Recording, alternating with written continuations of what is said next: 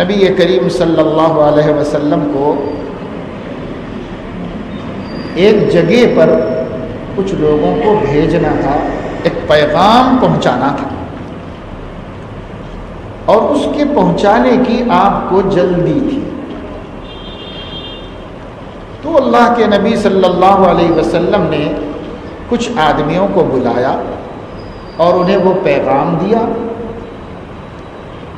بستی میں مدینے کی جہاں آپ رہتے تھے وہاں سے تھوڑی دور پر دو قبیلے رہتے تھے، بنو نذیر، بنو قریظہ۔ ان کی بستی تھوڑے فاصلے پر تھی۔ بنو قریظہ میں یہ پیغام پہنچا کر آنا تھا، تو اللہ کے نبی صلی اللہ علیہ وسلم نے فرمایا دیکھو بھائی یہ پیغام میرا لے جاؤ اور بنو قریظہ میں پہنچا دو، اور مغرب سے پہلے پہنچ جانا چاہیے۔ وہ لوگ لے کے نکلے، مگر خدا کا کرنا ابھی رستے ہی میں تھے کہ نماز کا وقت ہو گیا، ختم ہونے لگا۔ اب کیا کریں؟ تو ان لوگوں نے آپس میں مشورہ کیا۔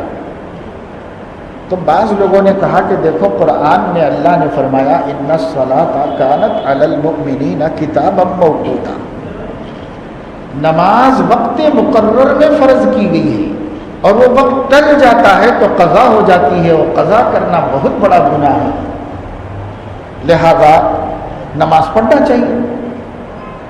تو دوسرے کچھ لوگوں نے کہا کہ نہیں بھائی نماز نہیں پڑھنا چاہیے، اس لیے کہ ہوگا اپنے وقت پہ پڑھنا، لیکن ہمیں نبی نے یہ فرمایا ہے کہ نماز بنو قریظہ پہنچ کر پڑھو، تو ہم وہاں پہنچ کر پڑھیں گے۔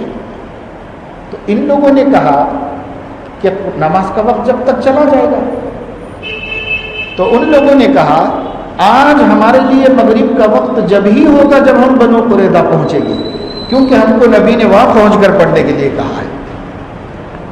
اختلاف ہوا دونوں میں، دونوں کے پاس مضبوط بات تھی، ثبوت کسی کے پاس نہیں تھا، صرف سمجھنے کا اختلاف۔ ایک امر تھا کہ وہاں پہنچ کر نماز پڑھو، بس۔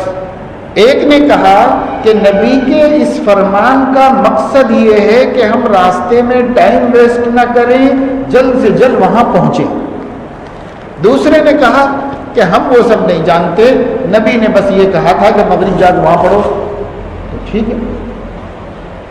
آدھے لوگوں نے نماز پڑھی، آدھے لوگوں نے نہیں پڑھی، وہ کھڑے دیکھتے رہے مگر نماز نہیں پڑھی۔ اس کے بعد آگے گئے، لیکن ابھی بنو قریظہ پہنچے نہیں تھے کہ دوسری نماز کا وقت بھی آ گیا۔ تو یہ جو دوسری نماز تھی، اس نماز کو سب نے مل کر پڑھا، جو لوگ پڑھے تھے انہوں نے بھی پڑھی، جو نہیں پڑھے تھے انہوں نے بھی پڑھی۔ کیوں؟ اس نماز کے بارے میں نبی نے کچھ نہیں فرمایا تھا، اس لیے یہ نماز تو سب نے جماعت سے پڑھی ایک ہی جگہ پر، لیکن اس نماز میں اختلاف ہوا۔ گئے، کام کرے، واپس آئے، پھر انہوں نے رسول اللہ صلی اللہ علیہ وسلم کو سنایا کہ بھائی نماز کے بارے میں ہمیں یہ اختلاف ہو گیا تھا۔ آپ صلی اللہ علیہ وسلم نے پوری رودات سنی، جنہوں نے پڑھ لی تھی ان کی بھی نہیں دہرانے لگائی، جنہوں نے نہیں پڑھی تھی ان کی بھی نہیں دہرانے لگائی۔ وہ وہاں پہنچ کے پڑھے اور یہ راستے میں پڑھے۔ دونوں کو حضور صلی اللہ علیہ وسلم نے سن کر فرمایا کہ ٹھیک ہے، تمہاری بھی نماز ہو گئی، تمہاری بھی نماز ہو گئی۔ کیا مطلب؟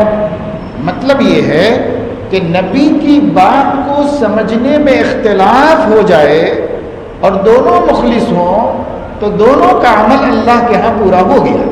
انہوں نے بھی نبی ہی کی بات کو اہمیت دی، انہوں نے بھی نبی ہی کی بات کو اہمیت دی۔ نبی کی بات کو کیا کہتے ہیں؟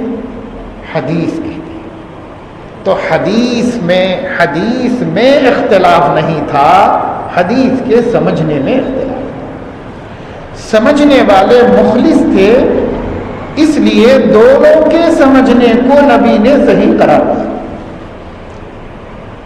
اب کہاں ہیں وہ لوگ جو یہ کہتے ہیں کہ بھائی دونوں صحیح نہیں ہو سکتے، ایک صحیح ہو سکتے. دونوں کیسے صحیح ہو سکتے؟ امام شافعی بھی صحیح ہو جائیں گے، امام ابو حنیفہ بھی صحیح ہو جائیں گے، امام مالک بھی صحیح ہو جائیں گے، ایسے کیسے ہو سکتا ہے؟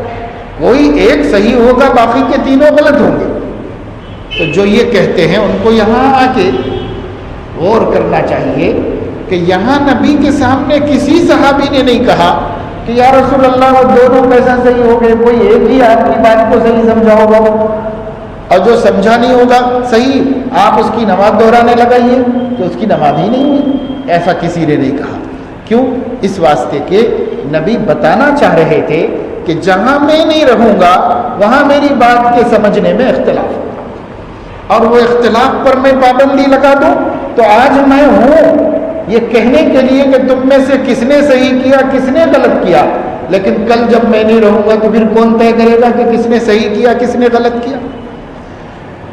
زیادہ سے زیادہ قیامت میں معلوم ہوگا، اور قیامت میں معلوم ہوگا تو جس کا غلط تھا وہ کیا کرے گا؟